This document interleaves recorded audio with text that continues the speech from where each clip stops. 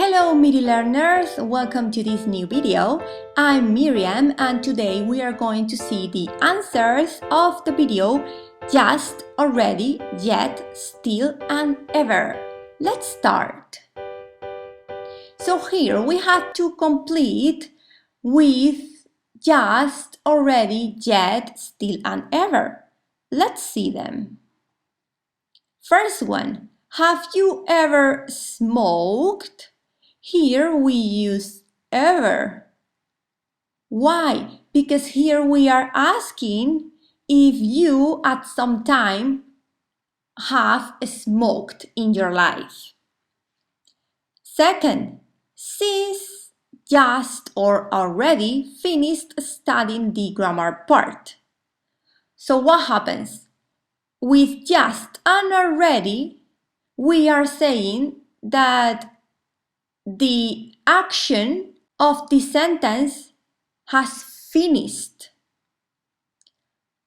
But be careful, with just, we are saying that right now we have finished studying the grammar part. But with already, it means we have finished studying the grammar part, but maybe today during the morning, not right now. Maybe a few hours ago. 3. He hasn't finished the homework yet. With negatives, we are going to use yet when we want to express that the action of this sentence is not finished, not yet. 4. Tamara has just or already started an online English course. Again, we can say just or already. With just, it means that Tamara has right now started an online English course. But with already, it means that maybe a few hours ago, she started an online English course. Or maybe yesterday. 5. Has your dog ever tried human food? With ever, again, we are expressing if the subject has at any time in his life or her life done this action. 6. We still haven't discovered the vaccine. Why still and not yet? We use yet at the end of the sentence. But if we need to write something before the auxiliary verb, we are going to use still when the sentence is negative. 7.